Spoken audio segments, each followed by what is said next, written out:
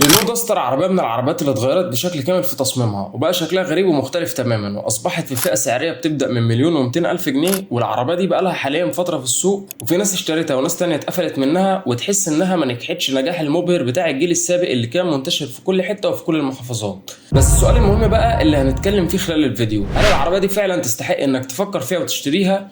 وايه هي المميزات الحقيقية اللي بتقدمها لك؟ وايه هي العيوب اللي ممكن تقفلك منها؟ عايزك تركز معايا جدا في الدقايق القليلة اللي جاية دي. وقبل ما تكمل الفيديو للآخر علشان تشوف آراء الملاك وتعرف خلاصة الخلاصة في رينو داستر الجيل الثالث، انزل دلوقتي اعمل لايك جميل واشترك في القناة لو مش مشترك علشان يوصلك كل جديد. ويلا بينا نبدأ وندخل في التفاصيل بتاعة رينو داستر.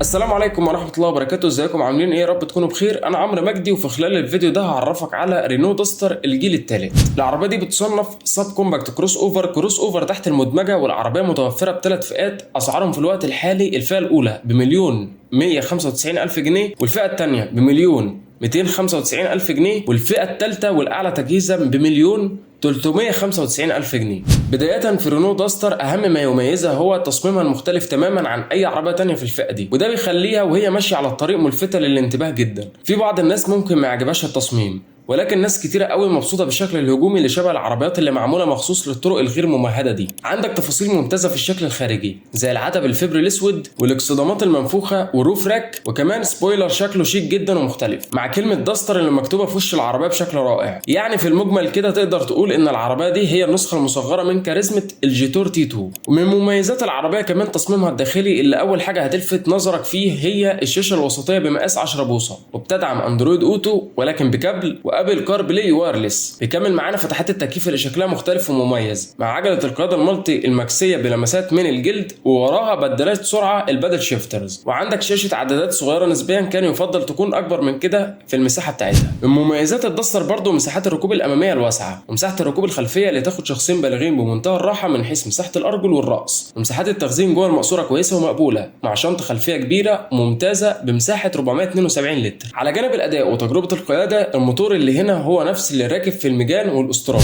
محرك 4 سلندر 1300 سي سي تربو، بيطلع قوه 150 حصان وعزم 250 نيوتن متر. والرقم ده ممتاز لان العزم بيطلع معاك على عدد لفات قليل علشان يشد العربيه بكل سلاسه ونعومه. الموتور هنا متوصل بفتيس اوتوماتيك ديول كلاتش من 7 سرعات، والعربيه دي بدفع امامي، وارقام التسارع الفعلي بتوصل ل 9.5 ثانيه، والسرعه القصوى 180 كيلو متر في الساعه. متوسط استهلاك البنزين جوه البلد حوالي 8 لتر لكل 100 كيلو، وعلى الطرق السريعه بيوصل ل 5 لتر لكل 100 كيلو متر، وده استهلاك ممتاز جدا ومبهر للعربيه بالحجم ده. اداء الموتور بتاع العربيه نشط واستجابته سريعه، بيسحب العربيه كويس جدا وبيأدي حلو في المطالع والمواقف الحرجه. بيكمل معاه الفتيس الديول كلاتش اللي بينقل نقلاته بكل سلاسه ونعومه، مش هتحس معاه باي مشاكل او تاخير. اجمالا في اداء العربيه حاضر معاك على مختلف السرعات، وبتوصل لسرعات عاليه وهي مرتاحه. وبالنسبه للاداء ده انت محتاج معاه عفشه قويه تديك ثقه في العربيه على الطرق السريعه، وده فعلا اللي موجود هنا. العربيه عليها عفشه مايله للنشوفيه اكتر من الراحه، وده لان مركز الثقل العربيه عالي وارتفاعها عن الارض كبير حوالي 20 الى 22 سم،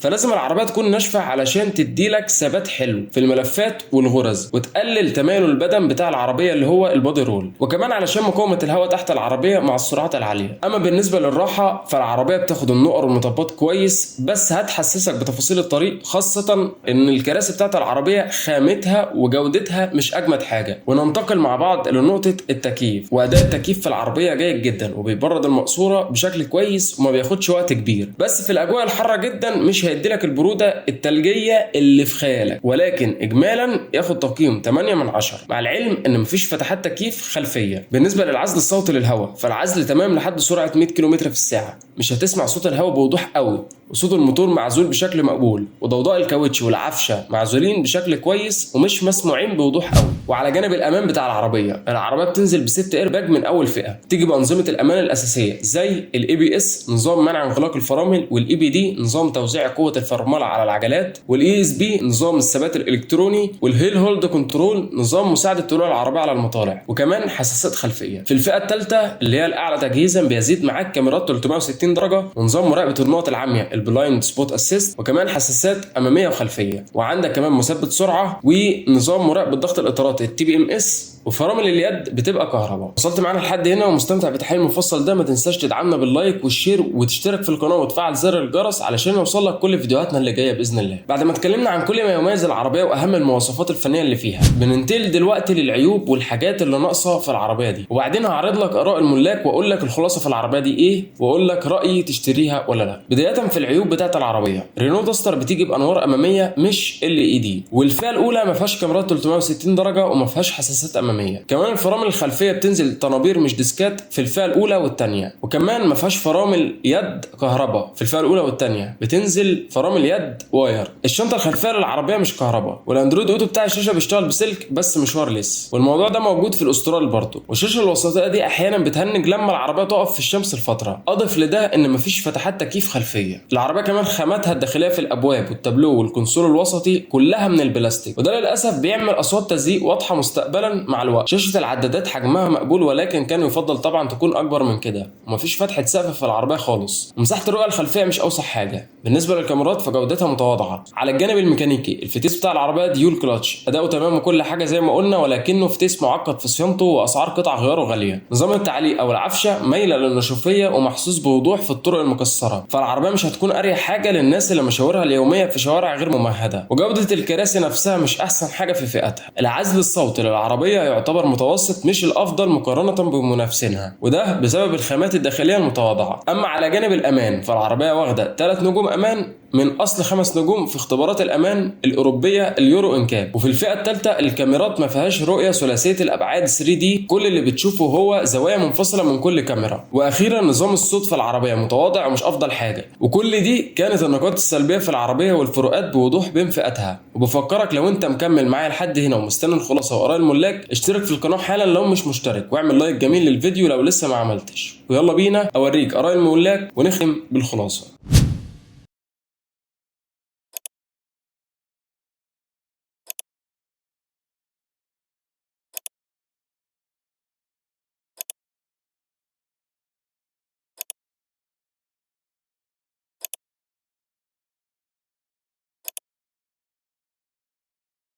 الخلاصة في رينو داستر الجيل الثالث. العربية دي باختصار مناسبة جدا لشخص مش عايز يشتري صيني وعايز يركب عربية براند قوي ليه سمعته من زمان. عربية أدائها على الطريق ممتاز وثباتها قوي، وفي نفس الوقت عالية عن الأرض لو بيمشي في طرق فيها مطبات لولبية. كمان العربية مناسبة جدا للسفر والمشاوير الطويلة، متوسط استهلاك بنزينها ممتاز جدا. ولكن العربية دي مش مناسبة أبدا لشخص بيدور على متعة القيادة والتجهيزات والأزرار الكتيرة والكراسي الكهرباء وأنظمة الأمان الذكية والدلع ده كله. فلو ده طلبك العربية دي مش ليك. القرار النهائي، هل أنصحك بالعربية دي؟ لا، لأن العربية مش بتقدم أفضل قيمة مقابل سعر قصاد العربيات اللي في فئتها. وحتى لو هنستبعد العربيات الصيني تماما من المقارنه فبرضه مش برشحها لك كاختيار زيرو. وعندك هنا 3 اقتراحات بديله. اول اقتراح انك تزود مبلغ بسيط فوق ثمن العربيه وتروح لاختيار في فئه اعلى سنه تضمن فيه قيمه افضل. الاقتراح الثاني انك تنزل عن الفئه السعريه دي وتشوف عربيه اقل منها في السعر زي اختها الصغيره رينو كارديان مثلا، لان الفرق بينهم مش جامد في التجهيزات اللي تستاهل فرق السعر. ثالث اقتراح والافضل انك بثمن الداستر دي تقدر تشتري عربيه الماني او كوري مستعمله بحاله ممتازه